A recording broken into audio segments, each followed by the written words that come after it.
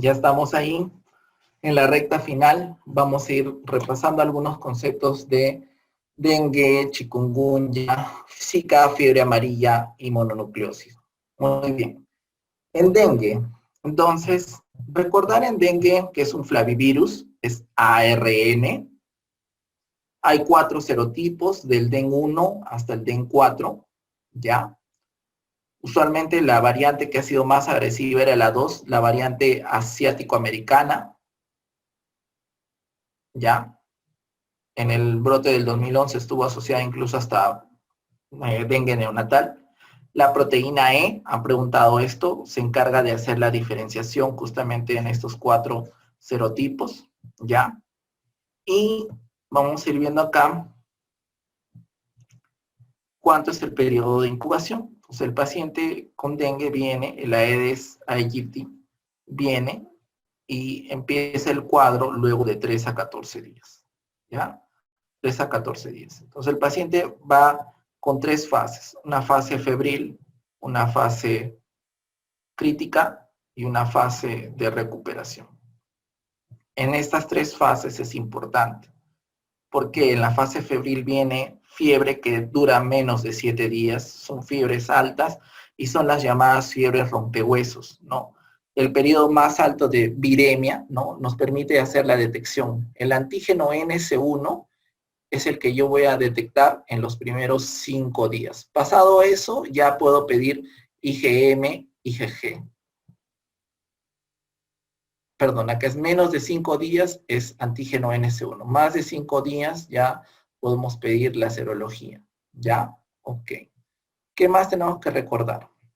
Que una vez que pasa la fase febril, ¿no? Donde hay náuseas, vómitos, rash, exantemas, petequias, viene esta fase crítica. Y en esta fase crítica es donde ustedes deben recordar algunas cosas, porque acá ya es donde viene principalmente la caída de las plaquetas y el aumento del hematocrito, ¿no? Entonces, eso, si es que llega a recuperar estos niveles, pasamos a la fase de recuperación. Ok.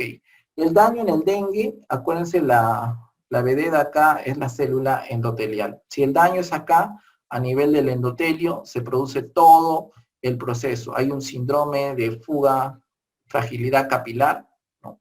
Que es lo que explica muchos de los eventos en dengue. De todas las arbovirosis, dengue es el que más nos va a dar mortalidad.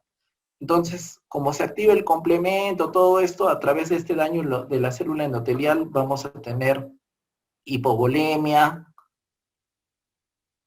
hemoconcentración, efusión, serositis. ¿Cuándo se produce el exantema, doctor, en el dengue? Usualmente en el segundo día. ¿Han escuchado hablar de las lesiones, no? Las perlas blancas en el Mar Rojo. Eso es lo que pasa en el dengue, por ejemplo. Muy bien. Esas son, en conclusiones, algunas generalidades con dengue. Vamos a ir explicando después acerca de los grupos de riesgo y el tratamiento. Pero vamos a chikungunya, que es un alfa, es un togavirus, ¿no? Y acuérdense que la región que nos va a dar por lo general es Tumbes, como una forma de predecir dónde está. Nuevamente ahí el Aedes cumple un rol, pero también está aparte del Aedes aegypti, el Aedes albopictus. Si el dengue es la fiebre rompehuesos, en chikungunya lo que quiero que den en la pista clínica va a ser fiebre y artritis, nada más, fiebre y artritis. Esto es similar a otra arbovirosis en Perú que se llama Mayaro. Entonces, recordar los síntomas, fiebre, poliartralgias, artritis y cefalea son las pistas clínicas. El diagnóstico lo van a hacer a través de un PCR nuevamente o serología. Muy bien. Nada más. La transmisión es la picadura, en este caso, de la Aedes albopictus o Aedes aegypti. Nada más. Son pistas clínicas. Acá no vamos a ampliar mucho. Y Zika, acuérdense que es por un flavivirus. El linaje que estuvo acá rondando es el linaje asiático, ya la zona de Ica, ¿no? Bastante afectada, Lima también. Y acá habíamos dicho que había una vedette, que es la célula endotelial. Acá es la célula dendrítica en Zika. ¿Cuándo pica el Aedes aegypti? Por si acaso. El Aedes aegypti pica 2 horas antes del amanecer y 2 horas después del atardecer. ¿Ya? Zika tenía una transmisión perinatal por transfusión y sexual, ¿no? Por eso había mucho problema con el hecho de que las parejas se contagiaban por Zika, ¿no? Entonces es algo que sí nos llama bastante la atención. El periodo de incubación era de 3 a 12 días. La mayor parte, casi el 75%, eran asintomáticos. Ok, ¿cómo lo diferencio de los otros? Si acá en chikungunya es más dolor y artralgias es lo más grande que vamos a buscar en chikungunya, y en dengue es fiebre, rompehuesos, pero puede complicarse. En Zika tendríamos principalmente fiebre, cefalea, rash. Casi un buen porcentaje de los pacientes con Zika hacía rash y conjuntivitis, ¿no? Son pistas que sí deberían alertarnos, rash y conjuntivitis, para pensar en un Zika. En menos proporción mialgias. Diagnóstico por PCR y serología. Tratamientos no hay en chikungunya, solamente manejo del dolor, de las articulaciones, en Zika también manejo de la fiebre. ¿Cuál era el problema en Zika? ¿Recuerdan? La complicación. ¿Cuáles eran las complicaciones? Las complicaciones eran síndrome de Guillain-Barré, ¿no? Ahí sí, nos daba Guillain-Barré, más en adultos, y congénito, ¿no? Porque afectaba a los neonatos con microcefalia, sobre todo, o pie equinovaro. Veamos dengue, porque acá hay que destacar para que ustedes puedan clasificar sin signos de alarma, con signos de alarma y dengue grave. ¿Cuáles son los signos de alarma? Dolor abdominal, vómitos persistentes, acumulación de fluidos, sangrado de mucosas, irritabilidad, hepatomegalia, aumento del hematocrito y caída de plaquetas, ¿no? Y dengue grave, usualmente tenemos shock, acumulación de fluidos y disnea, tenemos ya aumento de las transaminasas más de 1000, Glasgow menos de 13, o alteraciones justamente daño cardíaco y de otros órganos. Muy bien, ¿quiénes van al manejo del escenario A? ¿Quiénes van? Usualmente A de ambulatorio, en primer lugar. Perfecto. En el tratamiento del ambulatorio lo más importante es la hidratación. Son pacientes que están principalmente sin signos de alarma. Sin signos de alarma que van a recibir paracetamol principalmente.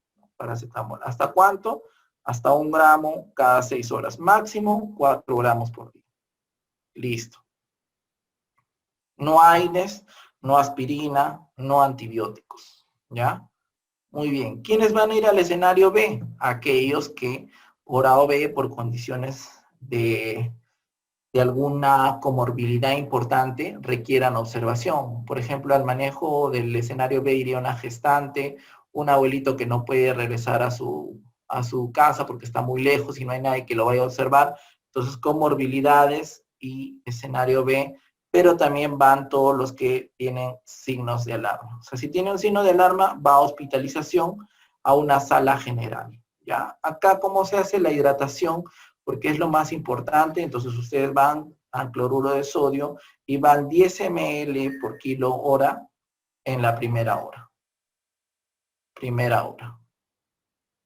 Y después van bajando progresivamente de 5 a 7 y así van reduciendo sobre todo los volúmenes de infusión. Y el manejo del escenario C ya es el paciente que tiene dengue grave, con signos de severidad. Acá la hidratación, este escenario es UCI, y lógicamente la hidratación con cloruro es 0.9, damos 20 ml por kilo en 15 a 30 minutos, ya no en 1 hora, y seguimos bajando a 10 ml por kilo en 1 hora. No importa hacer congestión pulmonar, mucho cuidado con la fluidoterapia en el escenario C, sí, pero en el escenario B, ahí es donde vienen los problemas, a veces nos emocionamos, damos 3 litros de frasco de cloruro y el paciente empieza a hacer congestión pulmonar. Acuérdense que hay una extravasación de fluidos y eso puede generar que el paciente empiece a tener mucho más complicación a nivel final. Ya, para ver ese tema. Ok. en fiebre amarilla lo que quiero que recuerden es el ciclo selvático que está producido por Amagogus sabetes, y acá en fiebre amarilla urbana estamos con Aedes aegypti. ¿Ya? Acá no hay un ciclo como acá donde participa el mono, ¿ya? Y acuérdense que el flavivirus en este caso es por una RNA. Vamos a tener una fase inicial, ¿no? Donde va a haber viremia, ¿no? Va a haber afectación de corazón, riñón y vasos. Por eso que el paciente va a tener afectación principalmente en estos órganos. Después va a haber la afectación a nivel hepático. Entonces, en una primera fase hay viremia. Después de esta primera fase va a venir la fase de remisión, cae la fiebre, pero después viene la fase roja o intoxicación. Y en esta fase de intoxicación hay bastante cefalea, vómitos y la clásica que les dicen siempre, el vómito negro. ¿Ya? Si hay vómito negro, ya es típico de fiebre amarilla. Diagnóstico de fiebre amarilla a través de serología con IgG. La IgG tiende a elevarse un valor de 4 veces más elevado, o IgM. Y ELISA con PCR. Tratamiento no es específico, pero recordar siempre la vacuna de virus vivo que se pone una sola vez en la vida, por si acaso. Virus vivo atenuado, 17D. Una sola vez en la vida, si van a viajar, ya se pusieron una vez, no les van a volver a pedir nuevamente el escenario. ¿Ok? Bueno, no, dije que cuidado con el escenario B, con la extravasación pulmonar, pero si un paciente está en shock, tienes que hidratarlo y darle los volúmenes de dengue que especificado, ¿ya? Porque si a veces puedes hacer más ARS, pero si el paciente ya está en ventilador, ya pues se puede manejar con diuréticos adicionalmente, ¿ok? No, fiebre amarilla una sola vez al día. Una sola vez en toda la vida, perdón. No es necesario hacer ese esquema de revacunación. Eso ya está especificado hace un par de años y han quedado claros en ese tema. ¿Ya? Estimados alumnos, continuamos con las clases de preparación para pre-ENAM. Tenemos que hablar ahora del síndrome mononucleósido. En general, recuerden esto porque la pregunta va a ir orientada al paciente que tiene algunas de estas manifestaciones clínicas. Vamos a encontrar esta nemotecnia chape, pero recuerden ustedes calentura o fiebre, ¿ya?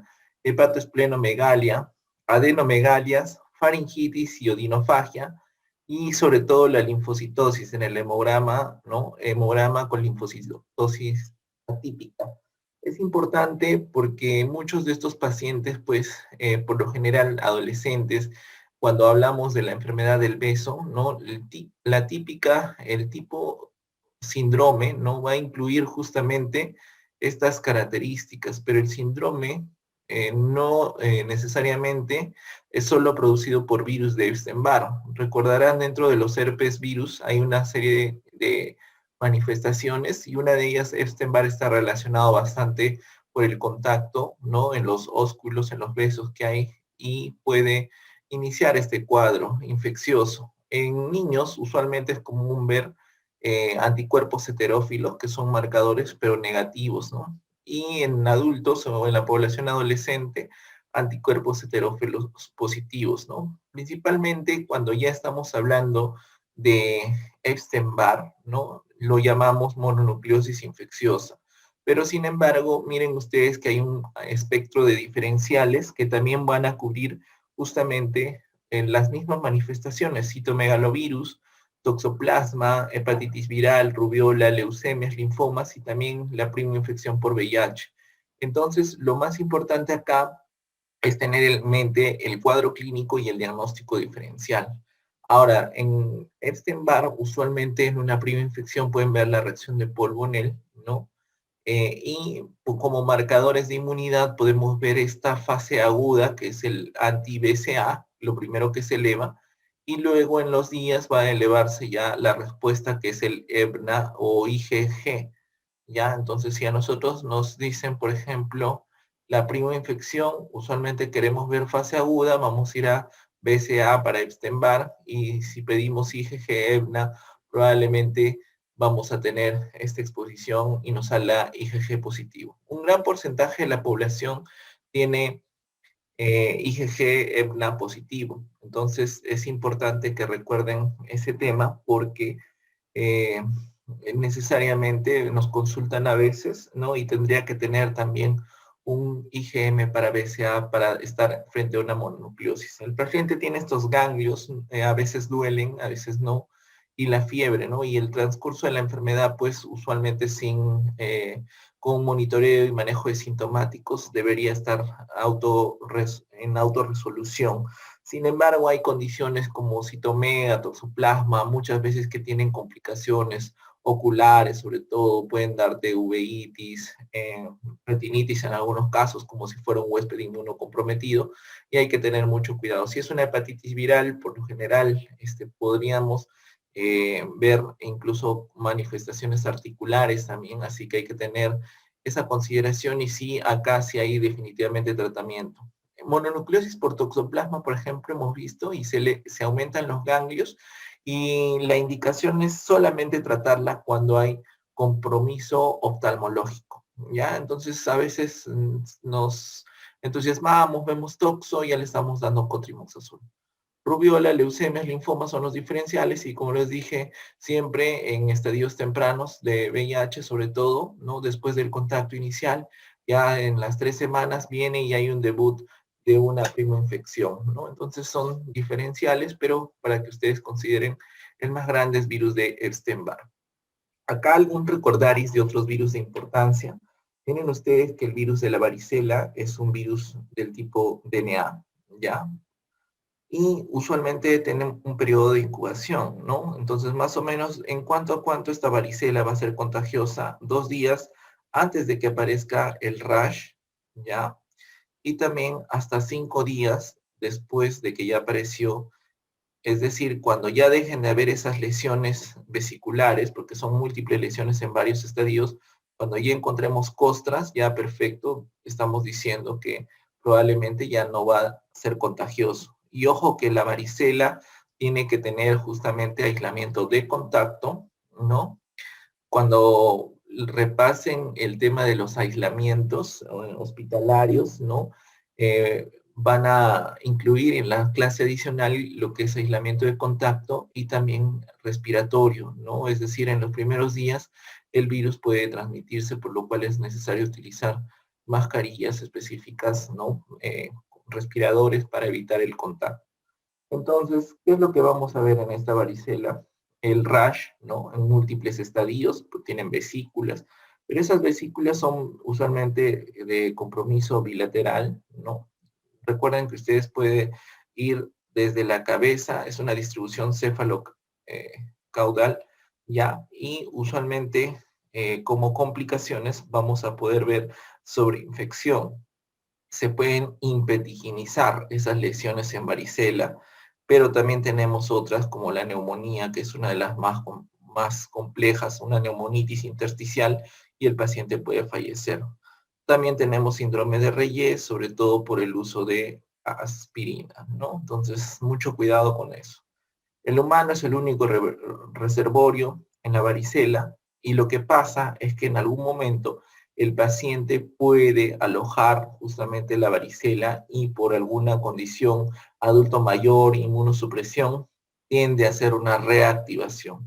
Entonces es acá donde ya surge justamente virus de varicela zoster, ¿ya? Entonces cuando hablemos de varicela zoster, recuerden que es una reactivación de virus a partir de ganglios locales. Entonces, dentro de estos hay afectaciones, a veces hay compromiso torácico más que el oftálmico o compromiso de ganglio geniculado, ¿no? Entonces, si a nosotros nos preguntan cuál es la complicación más frecuente de una virus varicela zoster, usualmente vamos a marcar neuralgia posherpética. Por eso es que el paciente no solamente tiene que abocarse a darle algún antiviral como ciclovir temprano, sino también tienen que buscar calmar el dolor. En este caso, lo más aconsejado son gabapentina o pregabalina de una manera muy temprana para que evitemos este dolor. Es urente, todo dolor, dolor neuropático va a ser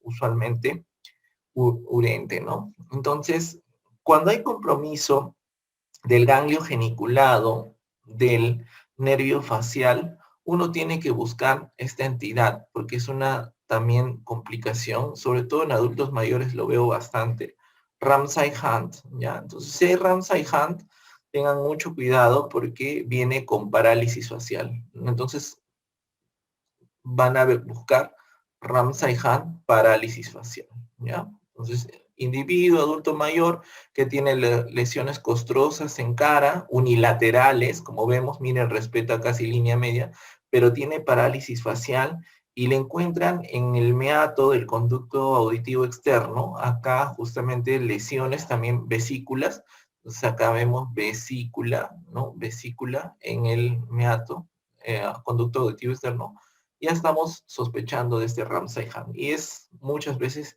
preocupante porque puede terminar y ir a mala evolución. La profilaxis lo hacemos en aquellos que tienen IgG contra varicela zoster en las primeras 72 horas de alto riesgo, ¿ya? Es decir, aciclovir. Y la vacuna se haría en aquellos que son, pues, IgG negativos, ¿no? Entonces, si tú has tenido varicela, pero te pides un IgG para varicela zoster y sales negativo, realmente tendrías que vacunarte para evitar justamente esta reactivación de adultos. Todos aquellos que han tenido varicela, acá en Perú, bueno, no está fomentado la vacuna contra varicela zoster.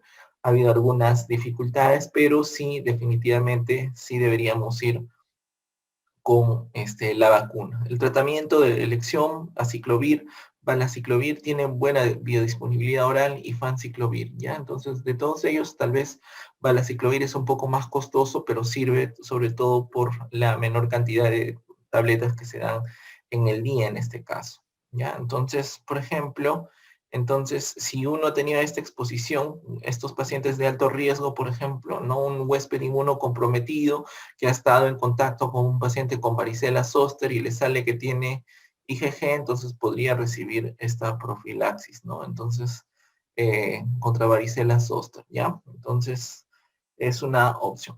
Otra de las patologías que vamos a recordar es parvovirus B19. En parvovirus B19 también recordemos que es un DNA, es monocatenario, ¿ya? Monocatenario. Y hay varias formas de infección en este caso. Una es respiratorio, pero también puede ser adquirido por transfusión de sangre o por vía transplacentaria, ¿ya? Cualquiera de esas puede ser las indicaciones de contagio. Este parvovirus tiene un tropismo y ese tropismo va dirigido contra el glóbulo rojo. Entonces, si va dirigido contra el glóbulo rojo, ustedes van a ver un espectro de manifestaciones clínicas. Por ejemplo, tienen el eritema infeccioso, megaloeritema, sino de la bofetada, que lo ven en pediatría, pero para nosotros acá, en adultos, vemos bastante esta asociación con crisis aplásica. Ya les había dicho también con artropatía poliarticular eh, crónica, ¿no? También, y en algunos casos está asociado a hidrops fetal. No hay un tratamiento específico, pero solo recordemos las asociaciones. Adenovirus es otro virus que es un DNA también, igual, es un DNA, no está envuelto. Y para nosotros acá hay algunas cosas para recordar. Por ejemplo, los tipos. El 3, el 7, ¿no? Usualmente lo vamos a ver en conjuntivitis, ¿ya? Folicular. En piscinas, por ejemplo. El 8 y el 9 podrían estar relacionados con la queratoconjuntivitis epidémica. Ujú. Epidémica. 8, 9 veces el 37. Y el 11 y el 21 usualmente están relacionados sobre todo a cistitis hemorrágica. Ojo, porque esto también puede ser en este caso, cistitis hemorrágica, podemos verla también en algunos pacientes trasplantados. Muy bien. El virus de papiloma, las cosas puntuales que hay que recordar es su condición prácticamente causal, ¿no? Para ser oncogénico. Hay algunos que están relacionados de los tipos, por ejemplo, el 6 y el 11, ¿no? Eh, y hay algunos de alto riesgo que no están acá, 16, 18, ¿no? Entonces, 16, 18 están relacionados pues con cáncer de cuello uterino, 6 y 11 están relacionados con la verruga en este caso, ¿no? Una verruga vulgar. Ojo que en algunos pacientes también hemos visto asociaciones de estos tipos con un escenario que se llama papilomatosis laringia recurrente. Y muchas veces es necesario aplicar vacunas, ¿ya? Hoy en día, en la práctica privada, muchos de nosotros recomendamos, incluso si el paciente, ¿no? Un contacto sexual ya tuvo, ¿no? Una historia de condilomas o una historia de verrugas, en este caso, ¿no? Buscar justamente la posibilidad de hacer vacuna con esta de acá nonavalente, que incluye el 6, el 11, el 16, el 18 y estos de acá que también circulan 31, 33, 45, 52 y 58. El esquema son 3 dosis, 0, 6, 2 meses y obviamente lo importante es la vacunación. El ministerio está vacunando a niñas, ¿no? Usualmente 9 años que tienen justamente, van a entrar preventivamente antes de que entren en la etapa sexual y lo que quiere prevenir en campañas masivas la diseminación, pues, y aumento de casos, incidencia de cáncer de cuello uterino. Ya. Entonces tenemos también que recordar en poliomavirus tenemos el virus de JC, que lo van a ver bastante asociado a leucoencefalopatía multifocal progresiva, ¿ya? Esto lo vamos a ver en VIH, y recuerden ustedes acá típicamente las lesiones hipointensas, ¿no? Hipointensas en T1 e hiperintensas en T2. Entonces el paciente tiene un deterioro, una alteración en la sustancia blanca, en la resonancia magnética, en el huésped inmunocomprometido severo, un paciente VIH por lo general con CD4 muy bajo, ¿no? Menos de 200, ¿ya? Y estos pacientes pues tienden a tener compromiso cognitivo, ¿ya? Entonces hay un deterioro cognitivo progresivo, pero también pueden afectarse ya posteriormente con funciones cerebrales y motoras en algunos casos. El LEM no tiene un tratamiento específico más allá en el VIH de la terapia antirretroviral y se sugiere pues mantener un tratamiento adherente para evitar. Hoy en día se ve menos LEM, estamos viendo asociado LEM algunas otras condiciones, por ejemplo, en pacientes que utilizan algunos productos inmunosupresores como natalizumab o en trasplantados. Poxvirus, molusco contagioso, es lo único que quiero que recuerden. Ya la pápula umbilicada, ¿no? Que se ve usualmente en huéspedes inmunocomprometidos, pero también hay molusco contagioso en el paciente sin VIH y usualmente tiende a ser a veces único, ¿no? A diferencia del molusco que es en el huésped de VIH, que sí tiene más distribución, son lesiones más grandes, confluyen bastante, ¿ya? Tenemos otro virus dentro de los poliomas que es de importancia, que es el Beta virus. Y este Beta virus también lo han preguntado alguna vez, está asociado a la nefropatía en pacientes trasplantados, sobre todo el trasplante renal. Paciente que tiene Beta virus, ¿no? Que es un poliomavirus, puede hacer rechazo de este injerto de trasplante y eso tengan mucho cuidado. Entonces hay que estar haciendo el monitoreo, ¿no? De la carga viral en orina, muchas veces lo que se llama viruria, para buscar este polioma virus, ¿ya? Becavirus, viruria o viremia en este caso, para ver si está relacionándose con un rechazo. Y ahora está de moda pues hablar de los virus influenzas como los RNA en este caso. Entonces, este tipo de influenza en general, no H1N1, sino influenza es ortomixoviridae, ¿ya? Entonces, creo que en reglas generales, solamente recordar que es un virus RNA monocatenario y tiene una replicación dentro del núcleo. Perfecto. Como hay replicación dentro del núcleo, hay que recordar que tiene un periodo de incubación entre 18 y 72 horas. Y sus reservorios están en los animales, en las aves, por ejemplo, y también en humanos, ¿ya? Reservorio, aves y humanos. Entonces, ¿por qué es importante este virus de influenza hoy en día? Porque este virus tiene porciones como la H y la N, es decir, esto es la hemaglutinina. Acuérdense, si nos preguntan, ¿y para qué sirve la hemaglutinina? ¿No? Si nos dicen hemaglutinina, está encargado de la entrada del virus, ¿ya? Hemaglutinina, entrada del virus. Y si nos preguntan acerca de la neuraminidasa está encargada ya de la liberación. Libera el virus. Perfecto. Más o menos tenemos influenza A, y la influenza A, ¿no? El nombre de acá tiene 16 casi subtipos de H y 9 subtipos de N. Perfecto. Entonces, la transmisión es por vía respiratoria o contacto, también estar en contacto con estas gotas de flujo. Y definitivamente lo que pasa en este periodo es que hay dos cambios en influenza. Un cambio se llama shift, ¿no? Es decir, este cambio pues son usualmente mutaciones mayores que pueden generar las grandiosas pandemias que estamos viendo hoy en día, ¿no? Entonces, gracias a esta mutación en varios segmentos que se llama shift perfecto. Entonces, esto va a generar las pandemias. Y el llamado drift, ¿no? Está relacionado con epidemias esporádicas, ¿no? Entonces, estas epidemias esporádicas pueden venir cada 2, 3 años.